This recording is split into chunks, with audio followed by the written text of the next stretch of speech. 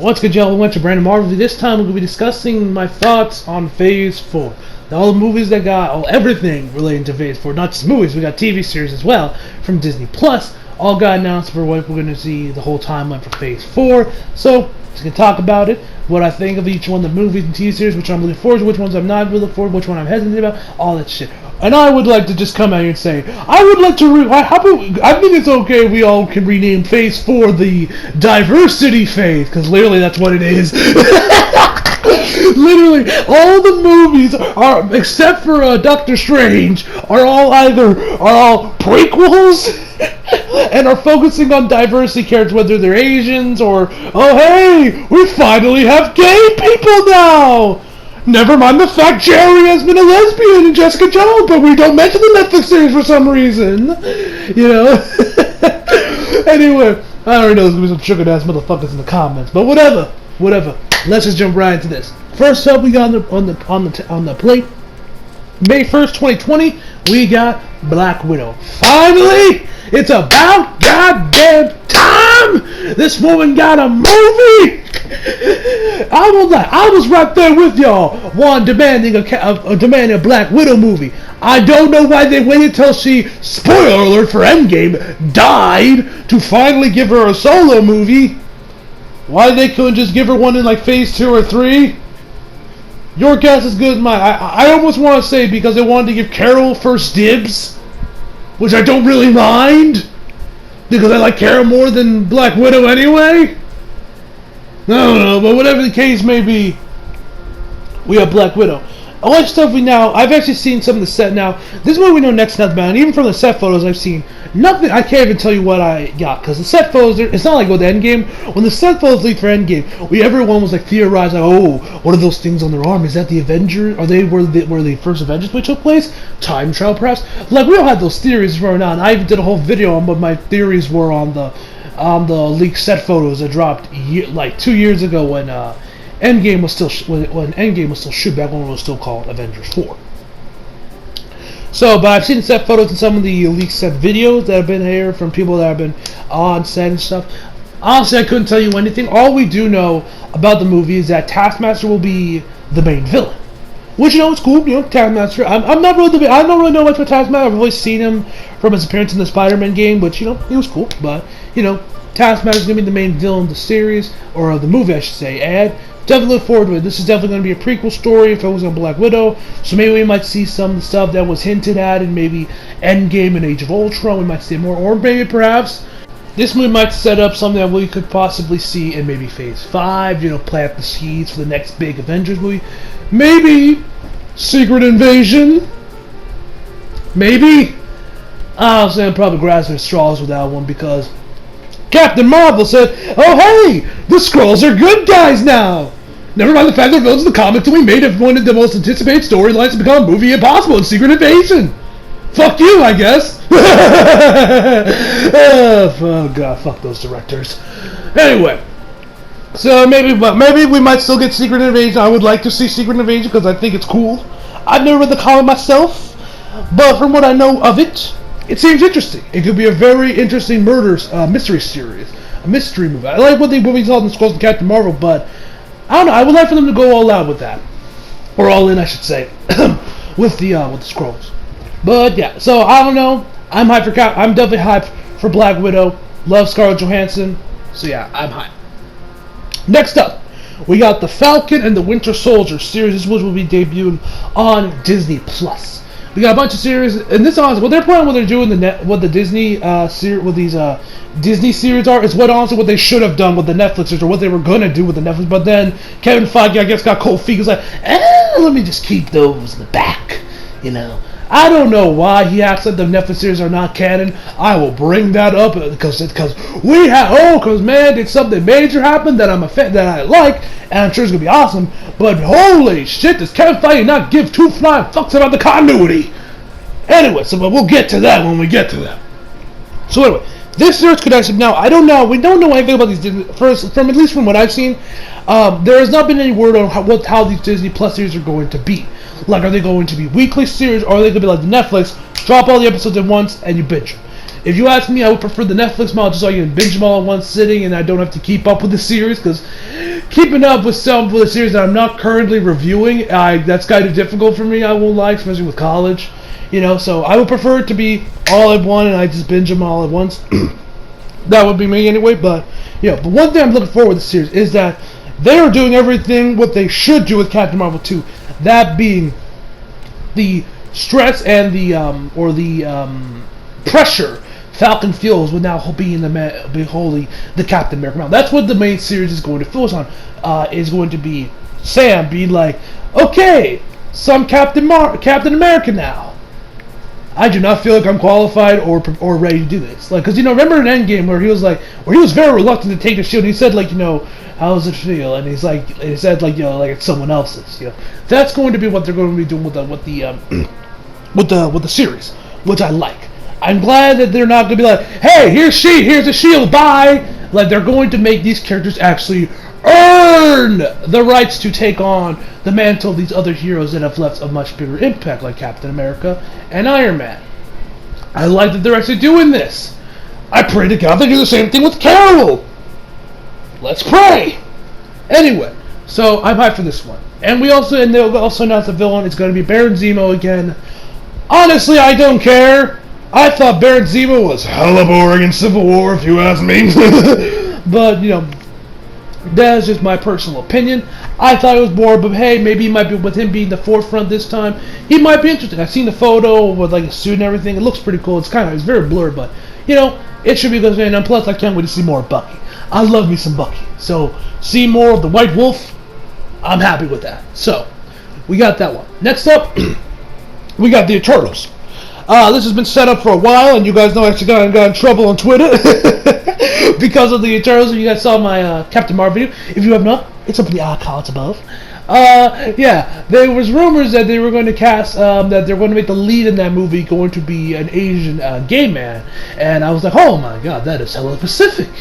Sounds like SJW rhetoric if you ask me. Now, great, I know jack shit about the Eternals, so I would lie. I even mentioned in my video, I did kind of jump the gun on that one, but still, that didn't stop all of Twitter and all the Brie Larson stands to come at my ass and be like, oh, you're racist, you are homophobic, how dare you question why they're asking for such a specific ethnicity and sexual preference.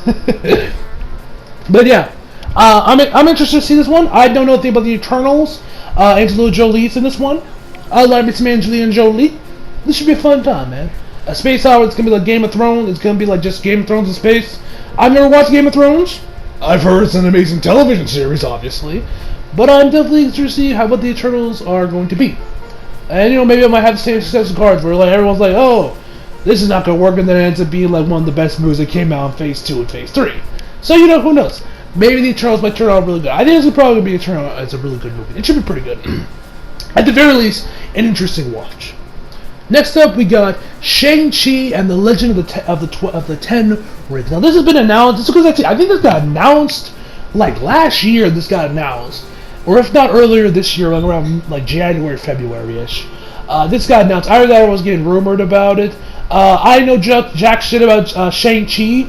All I know is this is probably going to be a kung fu movie, which hey, I'm down for that. I like me some kung fu. I mean, I do love me anime, so of course I'm down for a kung fu movie in the MCU. Which one thing, I know I joked around calling this the diversity phase of the MCU because that's what phase. It's also that Phase 4 is more like the experimental phase. I guess would be a more proper term because we got a lot of different movies. They're going to a lot of different styles here in Phase 4. It's going to be a lot more experimental. I mean, we got Doctor Strange, we got Doctor Strange and the Multiverse of Madness. I'll talk about that one in a second. That, and we also got, it's going to be a horror movie. Shang-Chi is going to be a kung fu movie. You got Thor, Thor Love and Thunder. You got all the other stuff. It's going to be a lot of interesting stuff to happen in Phase 4. So that's also Shang-Chi the 12th Ring and the Legend of the Ten Rings. We know who the main villain is going to be. It is going to be the Mandarin, or I guess I should say, the real Mandarin. Because, people are still pissed off what happened with Iron Man 3, which I can understand that to an extent. I was like that with you too. But me personally, I've actually, after watching Professor Storygeek's video, he did a retrospect on the MCU. It also makes a lot more sense. Now, I'm assuming when they say the real man, this is going to be how he was in the comics, with the magical rings and everything. It's going to be Chinese descent and all that whole stuff that was happening with that when he was originally in Iron Man, though. I'm assuming that's what they're going to do with the Mandarin, hence why it's called And the Legend of the Ten Rings. That's assuming what I'm going to do. They're going to go full-on original comic book Mandarin with this one, which I'm down to see. I'm down to see him in the movies. One thing I kind of hope is because Shang-Chi, he's Asian and he's a kung fu master. Maybe Iron Fist makes an appearance, please. I know that's not going to happen because if I remember correctly, apparently there's a deal with the deal Marvel has with Netflix that the MCU can't use the Netflix characters for like 5 years after the series got canceled. So maybe not. I would hope. I'll hope, and that we might see it. But I'm not going to hold my breath. I would like to see it happen, but I ain't going to hold my breath to see for Iron Fist making a cameo appearance in Shang-Chi. I would love that, and I would fanboy like crazy if I finally saw the Netflix characters in the movies. But I'm not gonna. But like I mentioned before, I ain't gonna hold my breath on that one, guys. So next up, we have WandaVision, which will be taking place after the events of Avengers Endgame. This is also going to be on Disney Plus. This is going to be and now I mentioned the release dates. Falcon in the Winter Soldier. It's going to be winter 2020, November 6, 2020 for the Eternals. Shang-Chi's coming out on February 12, 2021, and WandaVision will be spring 2021. Now this one is kind of interesting because of two reasons. One, Vision is dead. He died in Infinity War. So, what could happen? And two, this is going to lead directly into Doctor Strange and the Multiverse of Madness, because now Wanda, Scarlet Witch, won't be in the movie as well. Now, I actually have a couple theories on this. Now, for one, Vision could very easily get rebuilt by like Shuri or somebody else, and boom, it is legit just going to be about a show about Wanda and Vision.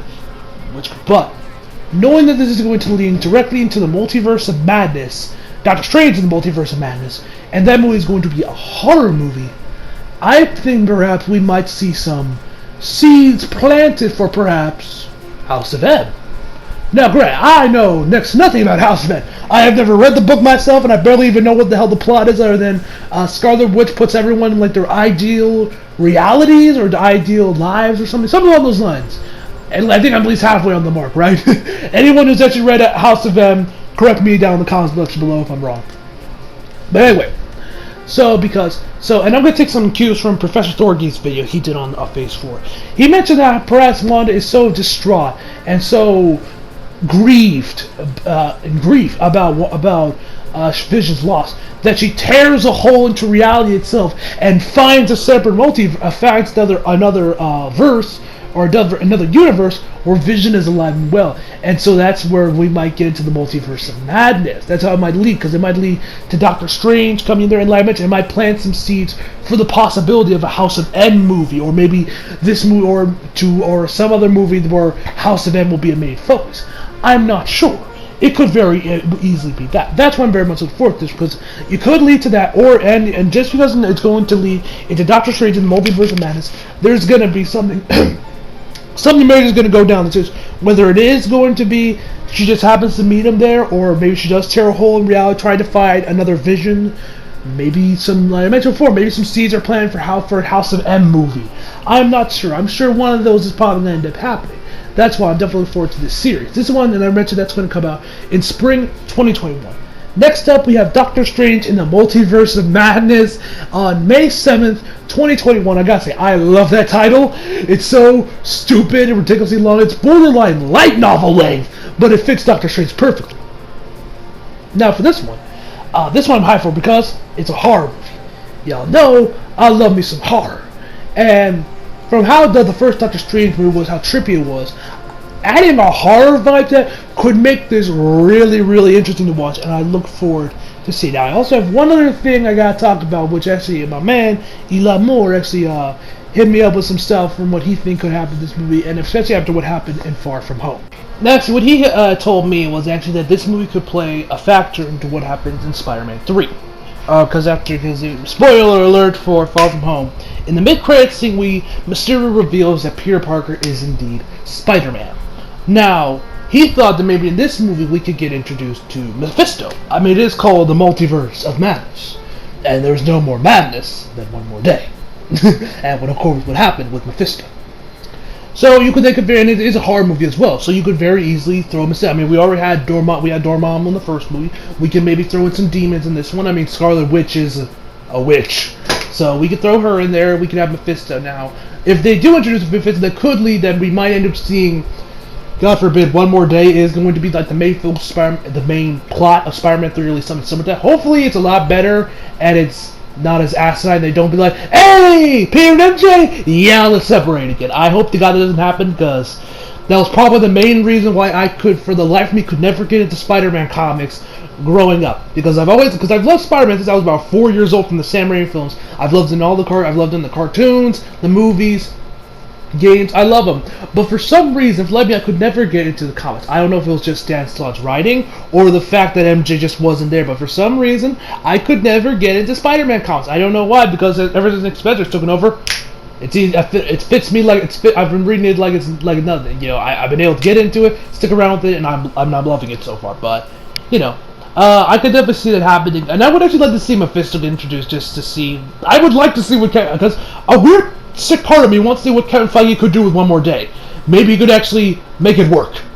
So, yeah, besides that, I don't think there's any word about who the villain's going to be with this movie. I think it was like some dude called Nightmare, I think. I don't know. I don't read Doctor Strange comics, but yeah, I'm definitely excited this one. And with the possibility that this could maybe play into a factor with what happens to Spider-Man 3, maybe like he mentioned, Mephisto gets introduced, because we saw it, because last time we had Dormammu, and that also introduced the multiverse somewhat. Maybe we could get introduced into some demons, and maybe we can get, because it's a horror movie. I wouldn't be surprised if demons get introduced, and we could see Mephisto, and maybe possibly that leads into Spider-Man 3 where there's a version of One More Day. Anyway, so this one, out of all of them, this is the one I'm definitely the most looking forward to, because Doctor Strange 1 was awesome, and the fact that this isn't indeed going to be a horror movie, it just makes me more excited. I'm just so excited to see what this could lead for the future of the MCU, especially Spider-Man, if they end up going that route. So, Doctor Strange in the Multiverse of Madness is definitely the one I am most looking forward to. Next up, for spring 2021, we have the Loki series. This one, I believe Loki's going to go the Loki from Endgame, and the other. This is why it gets confusing. When the guys came back to New York during the time of the Avengers in Endgame, and Loki left for the Tesseract, it's going to follow that Loki. And I believe it's going to be him going through different timelines and such, just commentating about what's going on in that universe. Among other things, we could get introduced more into a multiverse. I don't know, maybe some other stuff. I'm not sure. I ain't really gotten much ideas for this Loki series. It could be good. It could be a really interesting watch. So yeah. Next up we have the What If series. It's going to be animated. What if, so maybe we can have What if Daredevil Season 4 actually happened? You bastards for canceling it. So, it's animated. It should be pretty good. Yeah.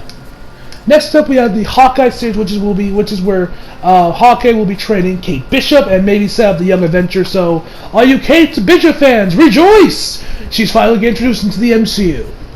I personally don't care. I'll watch it, but yeah.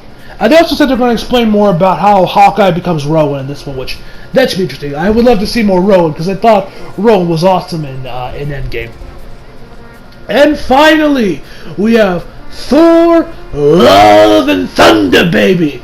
Okay, I must say, I love Thor, but Jesus Christ, this title terrible. I'm sorry. Thor, Love and Thunder. Come on, how do we go from Ragnarok to Love and Thunder? Like, seriously, who let Brie Brienne be in charge of naming Thor movies? Anyway, and so this one has been a major count of contention and controversy because we know that Jane Foster Thor will be in this movie, and we are going to see her wield the hammer. Even Taika Waititi handed Natalie Portman Mjolnir at Comic-Con. So now this one, Okay, you guys know I only recently got into the comics, but I've been keeping tabs on the comics for since like 2015. I've been keeping tabs. Comes from like other comic book YouTubers I follow. So I know of the controversy of everything that happened with Diversity Marvel back in like 2015, 2016, 2017, around that era when Jane Foster, Thor, Riri Williams, all those other guys got introduced, replacing the modern heroes because we need more diversity. Who gives a shit about X making sense? We just need more diverse just for the sake of diversity because just for some good old fashioned virtue signaling or whatever. Anyway, so yeah, so I'm going to reserve my judgment on this one because for two reasons. One, Taika Waititi is going to be writing and directing this movie, which is going to be great. And you guys know I love Ragnarok. And the fact that this could end up working depending on how it works in the film. Because I think one of the main reasons why everyone was so hated Jane Foster Thor in the comics was because of the way she became Thor. You guys don't know, in the comics, Nick Fury whispered something to Thor's ear, and he became unworthy to wield Mjolnir. And then he went to Jane Foster, and she became worthy to wield the hammer. And after that, Thor had his little reflection thing, and the unworthy Thor comic, a bunch of other stuff. I don't read Thor comics, so there was a bunch of other stuff. I think this could work in that favor because I doubt they're going to pull some, because even, no matter if it makes sense when you actually read the comic, it's still kind of stupid, honestly, to have Nick Fury whisper something in Thor's ear, then it suddenly becomes unworthy to wield Mjolnir. With that one, now we know that, and also, James Gunn himself said that this is going to take place before Guardians 3, which we know was Endgame, kind of like led on that Thor is probably going to join the Guardians of the Galaxies in Guardians 3. With that being known, this will probably be the movie where Thor hands over the mantle of Thor before he goes and joins the Guardians of the Galaxy. And we also know Fat Thor is probably still be in this movie, which I hope in either this or Guardians 3 he loses the weight. I mean, I did like Chubby Thor, Fat Thor for what it was in Endgame, but I don't want that to be the Thor for the rest of his tenure in the MCU. Have him lose the weight. Please. But that's just my personal opinion anyway. I would like, so that's why if they plan for it, I don't know if they're gonna go full on with the cancer thing, because Jane Foster didn't have cancer when she was Thor, and whenever she would become Thor, all the chemotherapy that was in her body would be purged from her body. And so with that being said, I wouldn't be surprised if they go full on with that. That could end up being really good, because Natalie Portman is an amazing actress. If you guys have seen V for Vendetta or Black Swan, you guys know how great of an actress she really is. Now, and also, I'm actually one of the few people that actually liked the human characters in the first movie. I like Natalie Portman. I liked her intern. I like the old guy. I actually like those characters. For me, me personally, anyway. So, I am going to reserve judgment on this movie because it could very well turn out to be very, very good, but it could also turn out to be shit. And there's one other thing about this movie that got announced that kind of irks me a little bit. From the little bit of the synopsis we got, first off we announced that Valkyrie is LGBTQ. Yay! I don't give a flying fuck, honestly, about that shit. As long as it ain't gonna be done like she's gonna constantly, like, as long as she's not hitting on Jane or on Carol all the time, I'm good. But one thing that kind of rubbed me the wrong way was, from a little bit of synopsis, is that we know at the end of Endgame, Valkyrie is the new leader of new Asgard. With that being said, apparently it's lonely at the top, and Valkyrie is going to be looking for her queen in the movie. Excuse me while I vomit.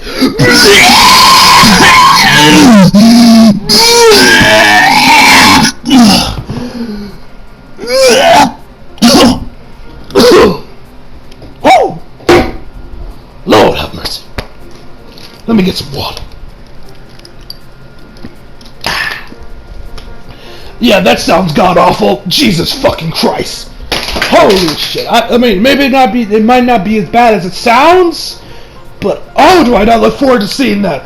Oh god, that could get annoying real fast.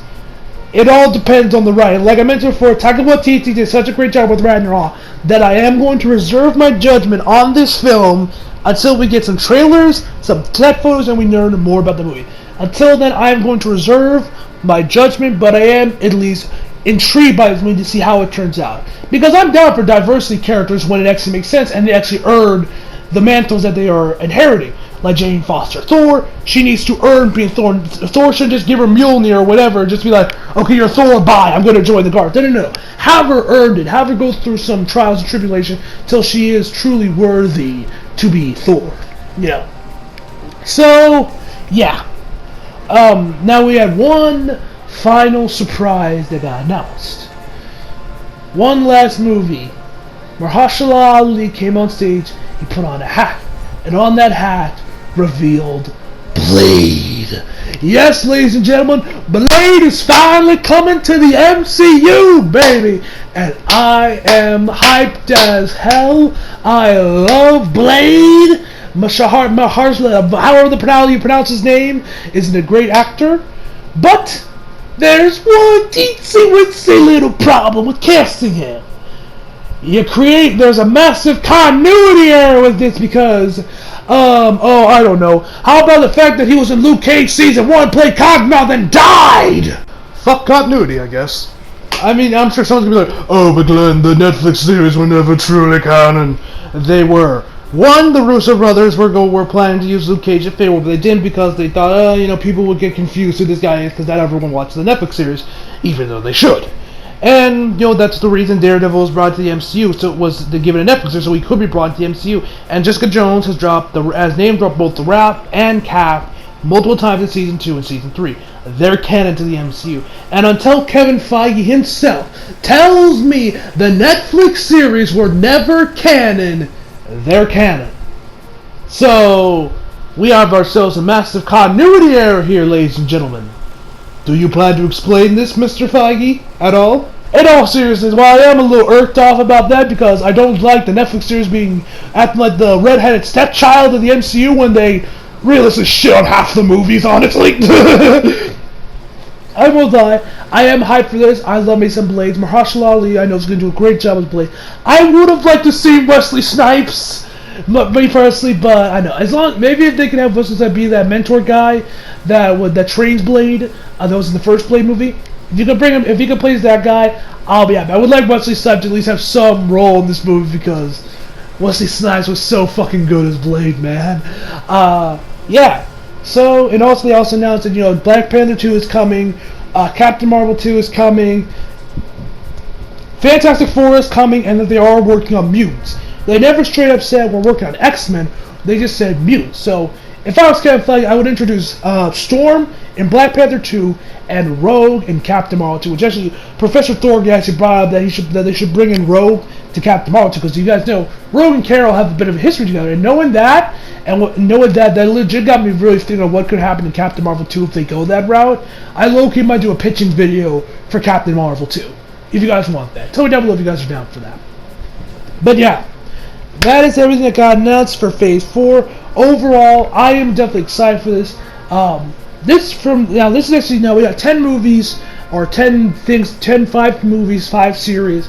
This is going to be over 2 years, so we're going to have a lot of Marvel going on 2021, 2022.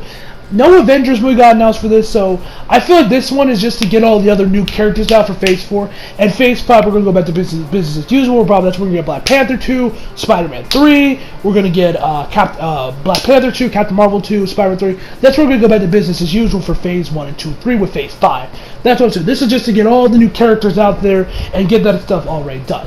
And also be very experimental, because this is pretty experimental. They got kung fu movie, a horror movie. We got a bunch of stuff taking place, alternate dimensions. We got space opera that's like Game of Thrones in space. A lot of stuff's going to be happening in Phase 5, and I'm definitely intrigued to see where all this could lead.